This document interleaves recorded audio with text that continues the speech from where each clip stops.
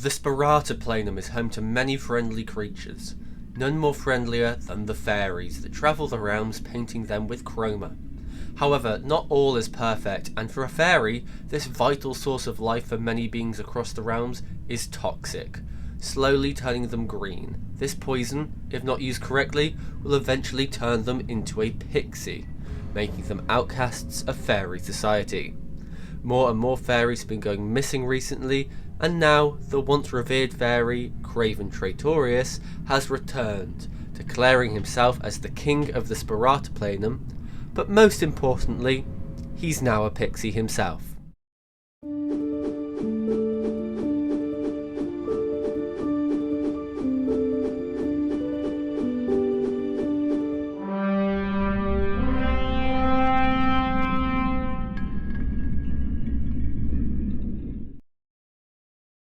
The Fallen Stone Pixies are a group of, well, Pixies, who have banded together under the rule of King Craven.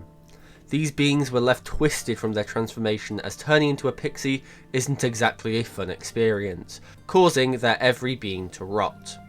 As I mentioned before, chroma is toxic to fairies, but it gives them power when painted.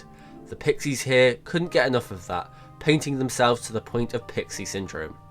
Pixies are viewed by fairies with immense prejudice, making them grow resentful of their once comrades. Craven, knowing this, then gets his hands on Achroma, allowing a faster and more powerful transformation, perfect for those wanting revenge. But to dive deeper, who exactly is he? Wow, King Craven Tratorius was once a fairy, working with his best friend Dr. Cornelius Hugh. Their breakthroughs in chroma painting earned them the titles of Custodians of Chroma. Craven disappeared one day, returning with an army, and more notably, he himself had turned into a pixie. The Tratorius family is currently comprised of 3 people: Craven, his wife Carmela, and their son Spiral. Carmela is seen as the reason for Craven's rise in power, whether that was once making him turn into a pixie or encouraging him to lead an uprising, I have no idea. Either way, it adds merit to the saying that behind every successful man is a strong woman. Spiral is an unusual case.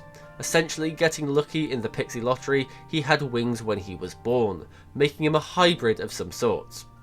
Carmilla and Craven don't exactly care about him or hold him in a high regard, instead only focusing on gaining more power themselves than having any aspirations for him. Not to say he's weak in any way, he's exceptionally skilled and has a rivalry of sorts with the revered Sprat Morail. But ultimately, the control of his family is too strong, and Spiral is being forced onto the path of corruption.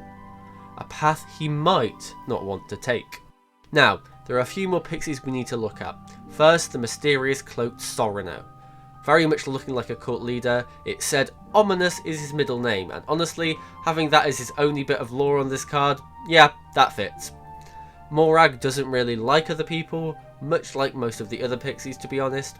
And lastly, we have 2 pixie categories of sort: the Ravaged Elite and the Ravaged Ones. The Elites are pixies who gain greater power on transformation, they're the smart ones I guess, and the Ravaged ones, I mean, they just look like the muscle of the whole operation compared to the Elite's brains. The Fallen Stone Pixies get their name from the once hospital, the Fallen Stone Institute, where fairies would look after and study those who had been turned into pixies. This imposing looking building now serves as Craven's castle, and a hub for those in his army of pixies.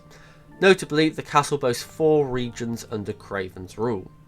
The throne room, which was once the central hall for the Institute, now Craven's lair, where he commands those who follow him.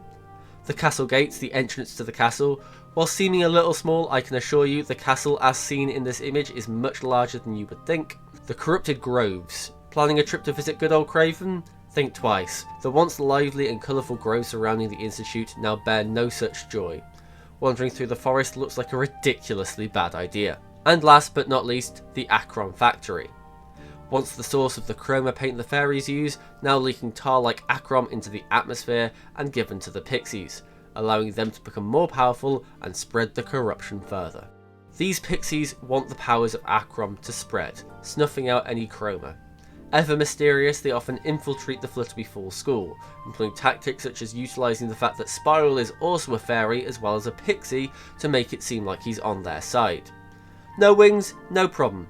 Just use a parachute. Black of course, because, you know, they're complete Achroma edgelords. Curiously, there's the spell Blackout. probably used by Sorano because, I mean, just look at this dude and tell me he's not some kind of dark magician. This was used to erase all chroma and transform the sky to black for a brief split second, which is incredibly concerning if made more powerful. Whilst the fairies may use their prism sprayers, the Pixies have a different choice of tool, the Achroma Corruptor, spraying only Achrom to attempt to squish out the fairies. And if that doesn't work, here's a nuke. Considering the powers of Achrom, this thing has to be some kind of fairy war crime.